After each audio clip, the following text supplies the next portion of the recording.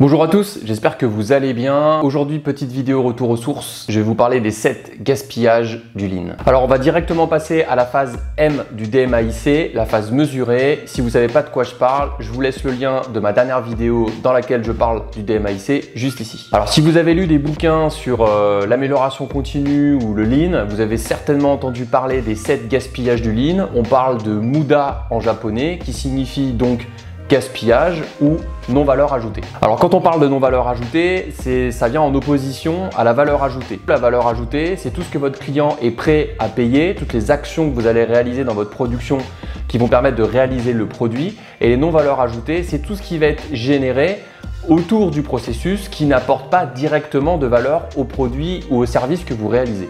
Les gaspillages, c'est donc l'inverse de la valeur ajoutée. C'est tout ce qui va rendre votre processus moins efficace et donc rendre la tâche d'atteindre vos objectifs de performance, sécurité, qualité, délai ou performance de vos machines beaucoup moins facile à atteindre. Un peu comme si vous alliez courir et que vous aviez un caillou dans chaque chaussure, et bien vous allez courir beaucoup moins vite. Il existe 7 types de gaspillage, dont un petit bonus que je vous donnerai à la fin de cette vidéo. Et vous pouvez donc identifier ou mesurer ces différents gaspillages dans n'importe quel type de production. Si vous faites de la production en grande série ou de la production à l'affaire sur des produits spécifiques par exemple, ou que vous travaillez dans un service et vous rendez un service à un client, une société de conseil, une boîte d'informatique ou une boîte dans le tertiaire type bancaire ou assurance. À chaque fois, les gaspillages sont identifiables dans ces types de processus, que vous ayez un flux physique, un flux de matière ou un flux d'informations. Et on utilise un acronyme TIMWOOD, T-I-M-W-O-O-D, pour retenir ces différents types de gaspillage. Vous pouvez mettre inutile à la fin de chaque gaspillage. Le T pour transport inutile, le I pour inventory, donc ça c'est tous les stocks ou les encours inutiles donc. Le M pour motion, tous les mouvements humains qu'il va y avoir autour d'un poste de travail. Le W pour wait ou waiting, toutes les attentes de production, les attentes de matières premières, les attentes d'information par exemple. Le premier O pour over process, tous les processus superflus que vous réalisez en plus de votre production, en plus de la valeur ajoutée. Le deuxième O pour overproduction, toute la production supplémentaire que vous allez créer. Votre client commande 100 pièces, vous fabriquez 120 pièces par exemple. Et la dernière lettre, le D pour defect, tous les défauts liés à la non-qualité, tout ce que vous allez jeter directement à l'issue de votre production.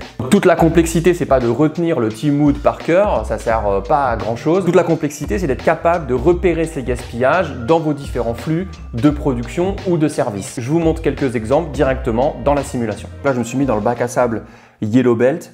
J'ai activé tous les indicateurs et j'ai laissé tourner pendant environ 1 minute 30 de manière à avoir une ligne de production chargée. Donc on se retrouve avec 5 postes de travail, le stock de produits finis qui est ici, la fin du process et le début du processus. 2 transpalettes alimentent la ligne de production et alimentent notamment les palettes jaunes, toutes les annexes, et également déchargent les postes palettes vertes et charge les postes palettes bleues. Donc le poste 3 envoie au poste 4, le poste 4 au poste 5, etc. Déjà, ce qu'on peut voir juste rapidement ici, c'est qu'on a vu il y a différents déplacements des transpalettes. Donc là, typiquement, on peut se rendre compte que on a des transports pas optimisés, donc une implantation de la ligne de production qui est pas optimisée. Donc du coup, ce qui fait que du coup, les transpalettes font beaucoup de déplacements. Donc là, on a le premier, le T de TIMWOOD, les différents transports. Et on va pouvoir passer par différents outils de diagnostic pour quantifier cette quantité de déplacement et se rendre compte qu'il y a certainement une meilleure organisation et donc trouver les causes qui permettent d'identifier ces transports inutiles. On a également la partie I, Inventory. Donc là, c'est la partie stock ou en cours.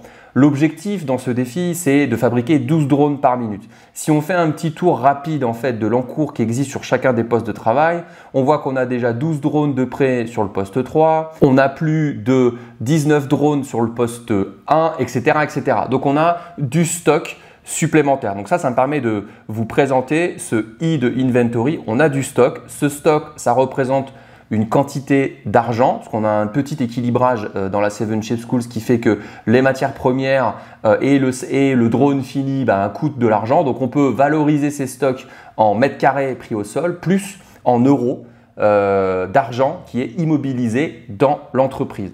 Donc ça me permet d'introduire le I de Timood, donc les stocks, mais également l'overproduction, c'est-à-dire que je surproduis parce que j'ai déjà quasiment une trentaine de drones juste sur 2 postes qui sont déjà disponibles et que j'envoie pas pour le moment puisque j'ai envoyé du coup 4 drones alors que je dois en envoyer 12 alors que j'ai déjà le stock. Ensuite, on a la partie waiting. Ce qu'on peut voir ici, c'est qu'on a des petits pictos où les postes de travail dorment, entre guillemets, ou attendent de la matière première. Et donc, ça veut dire que ces postes de travail-là, ils vont avoir un TRS dégradé. On voit qu'on a 23% de TRS ici, par exemple, donc on est à 49% de TRS ici, ce qui n'est pas dingue. Et ce qui montre que les postes sont en attente, on ne sait pas trop pourquoi, d'où l'analyse des causes. Ça, c'est le W de Timood. Le D de defect, on voit que là, par exemple, on a des défauts. Ce petit picto rouge, en fait, je vais laisser tourner un petit peu, il permet de montrer qu'il y a des défauts qualité ici. On ne connaît pas encore les causes. On va également avoir de la non-qualité quand 2 transpalettes vont se rentrer dedans, comme par exemple ici, seront supprimés et iront directement en non-qualité. Donc, ce qu'on peut voir par rapport à des tableaux de bord, c'est que dans la partie production, on voit que les drones fabriqués, on n'est pas du tout à 12 drones, que les défauts sont en train de monter en flèche. Là, on est à plus de 9 drones envoyés à la non-qualité.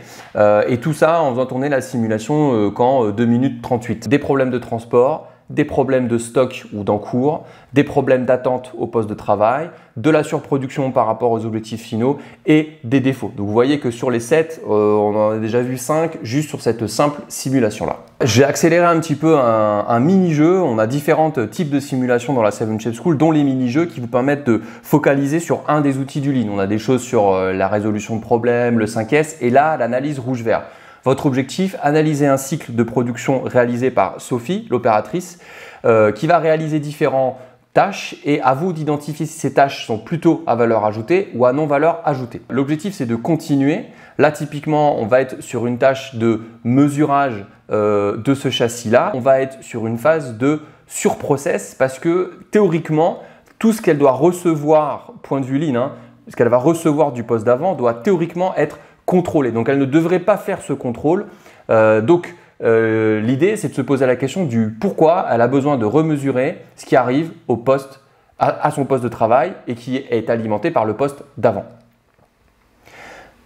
Là, on va avoir un autre exemple de mouvement au poste. Elle doit aller prendre ses sous-ensembles parce que ce n'est pas accessible sur le poste de travail. Donc, elle va devoir rester dans sa zone ergonomique, entre guillemets, et aller chercher ses sous-ensembles à chaque fois. Encore une fois, il y a des solutions qui permettent de tacler ces différents problèmes. Donc là, on a vu les deux derniers gaspillages, le M de motion, les mouvements humains, surtout autour du poste de travail, et également la partie overprocess avec cette partie contrôle qualité qui n'est pas nécessaire ou qu'on pourrait enlever sur ce poste de travail-là. Et donc le plus 1 du Timood, donc le plus 1 des 7 gaspillages, c'est l'intelligence inexploitée. Espérer qu'un cerveau hyper bien fait puisse résoudre les problèmes de toute l'entreprise. Comme je dis très souvent, 10 cerveaux, ça fonctionne beaucoup mieux qu'un seul cerveau. Utiliser l'intelligence collective de toute votre équipe, de tous vos collaborateurs, c'est la clé dans n'importe quel type d'organisation, qu'elle soit industrielle ou non industrielle. Identifier les différents types de gaspillage, ça passe par aller sur le terrain et ça demande de l'entraînement et de la régularité. Vous pourrez passer également par certains outils diagnostiques qui vous permettront de quantifier la valeur de ce gaspillage, mais également d'identifier les différentes causes. Mais ça, je vous en parle dans une prochaine vidéo. Si vous aimez mon contenu, n'hésitez pas à mettre un petit like, un petit commentaire et à vous abonner. Et je vous dis à très bientôt pour une prochaine vidéo. Ciao, ciao!